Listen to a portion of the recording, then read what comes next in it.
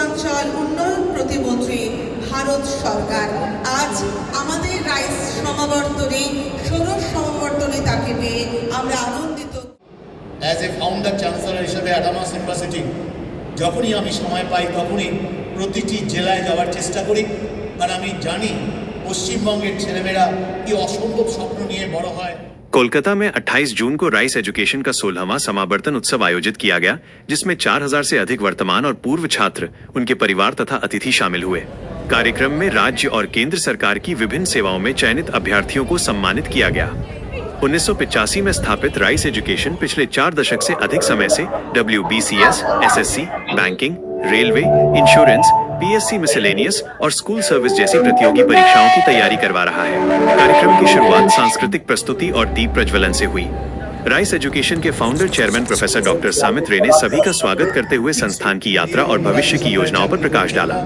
मुख्य अतिथि union minister of state for education and minister of state for development of north eastern region doctor Sukanta Majumdar तथा विशिष्ट अतिथि retired IAS officer Debashish Sen कार्यक्रम में शामिल हुए।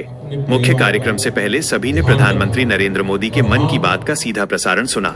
अपने संबोधन में दोनों अतिथियों ने ईमानदारी, अनुशासन और जनसेवा के महत्व पर जोर दिया। समारोह में छात्रों और सफल अभ्यर्थियों ने नैतिक मूल्यों के साथ सेवा करने की शपथ ली। WBCS, SSC, banking, railway, insurance, PSC miscellaneous और स्कूल सर्विस सहित विभिन्न परीक्षाओं में सफल अभ्यर्थियों को सम्मानित किया गया। उत्कृष्ट प्रदर्शन करने वाले कुछ प्रतिभागियों को विशेष पुरस्कार और चुनिंदा टॉपर्स को कारें भी भेंट की गईं। सफल पूर्व छात्रों ने भी अपने अनुभव साझा किए। इस अवसर पर फाउंडर चेयरमैन प्रोफेसर डॉक्टर सामित रे ने कहा कि समावर्तन उत्सव वर्षों की मेहनत और समर्पण का सम्मान है तथा सफल अभ्यर्थी आने वाली पीढ़ियों के लिए प्रेरणा है। राइस एजुकेशन के चीफ एग्जीक्यूटिव ऑफिसर सोमनाथ आचार्य ने कहा कि संस्थान आगे भी युवाओं को गुणवत्तापूर्ण मार्गदर्शन देकर जनसेवा के क्षेत्र में सफल बनाने के लिए प्रतिबद्ध रहेगा। नमस्कार, शुभ सकाल सबाइके। এখানে যারা আমার সামনে উপস্থিত আছেন, যারা প্রথমবার নিজেদের চাকরি জীবনে প্রবেশ করতে চলেছেন, আর যারা এক ঝাঁক স্বপ্ন নিয়ে নিজের চোখে যারা এখানে উপস্থিত হয়েছেন যে আমরাও একদিন চাকরি পাব, আমরাও কম্পিটিটিভ এক্সামে আমরা ক্র্যাক করব, তাদের সকলকে আমার তরফ থেকে অনেক অনেক শুভেচ্ছা এবং অনেক অনেক অভিনন্দন। আমি যারা চাকরি পেয়েছেন তারা হাত তুলেছিলেন, হাত তুলতে বলা হয়েছিল সমিতবাবুর তরফ থেকে। আমার নিজের জীবনের প্রথম দিককার কথা মনে পড়ছিল, যখন আমি আমার জীবনের প্রথম চাকরি পেয়েছিলাম। যখন স্কুল সার্ভিস কমিশনে প্রথম অ্যাপয়েন্টমেন্ট লেটারটা দেখেছিলাম, তখন মনে হয়েছিল যে এটা কত আনন্দের বিষয় একটি, এবং সেই আনন্দটা এবার যারা চাকরি পেয়েছেন তারা উপভোগ করছেন। এবং তারপরে আমার মনে হয় যারা এখন স্বপ্ন দেখছেন যে আগামী দিনে আমরা চাকরি পেতে চাই, তাদেরকে আমি বলবো, দেখুন, স্বপ্ন দেখুন এবং সেইভাবে দেখুন যেন সেই স্বপ্নকে পূরণ করার জন্য যা যা করা দরকার তার জন্য সমস্ত রকম পরিশ্রম, সেই পরিশ্রম যেন আমাদেরকে করতে হবে যাতে সেই স্বপ্ন সফল হয়। এবং সেইভাবে যদি পরিশ্রম করা যায়, আমি আমার জীবন দিয়ে বলতে পারি 100% আপনাদের স্বপ্ন সফল হবে, কেউ আটকাতে পারবে না, কেউ আপনাদেরকে রুখতে পারবে না, আপনাদের মধ্যে সেই সম্ভাবনা আছে। এবং যারা প্রথম চাকরি পেয়েছেন তাদেরকে বলবো, যদি ভাবেন যে দিস ইজ দ্য এন্ড, তাহলে পরে কিন্তু জীবনের চাকা থেমে যাবে। আমাদের জীবনের মন্ত্র হচ্ছে চড়ই বেতি, চলতে থাকা। This is not the end, this is the beginning, এটা শুরু। আমিও তাই মনে করেছিলাম। আমি যেই চাকরির কথা বললাম, আমার জীবনের চাকরি, আমি তা মাত্র 1 বছর 3 মাস করেছিলাম, করে পরের চাকরিতে চলে গেছিলাম কলেজে। PSC দিয়ে নেট কোয়ালিফাই করার পর PSC দিয়ে দার্জিলিং গভর্নমেন্ট কলেজে জয়েন করেছিলাম, দেবাশিস বাবুর সাথে আলোচনা হচ্ছিল।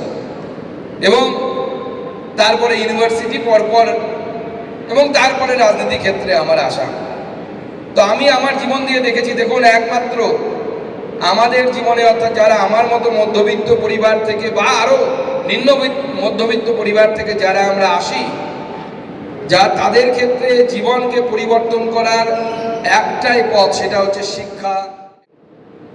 দীর্ঘ প্রায় 40 বছর ধরে 2.5 লক্ষের উপর ছেলেমেয়ে যারা রাইসের প্রাক্তন ছাত্রছাত্রী, এই মুহূর্তে শুধুমাত্র এই রাজ্যের কেন্দ্রীয় রাজ্য সরকারি চাকরি করছেন না, তারা চাকরিরত রয়েছেন সারা ভারতবর্ষের বিভিন্ন ডিপার্টমেন্টে।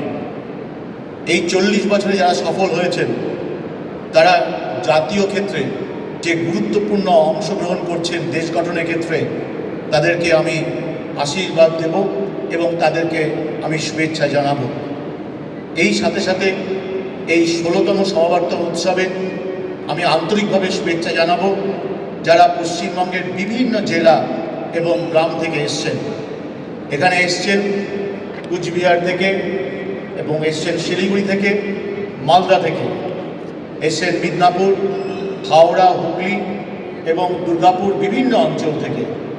এই দার্জিলিং থেকে আরম্ভ করে সাগর পর্যন্ত প্রতিটি প্রান্তে গ্র্যাজুয়েশন এবং মাস্টার ডিগ্রি কমপ্লিট করার পর যারা স্বপ্ন দেখেন জীবনে প্রতিষ্ঠিত হওয়ার, সেই প্রতিষ্ঠার জন্য রাইস এডুকেশনে আসা।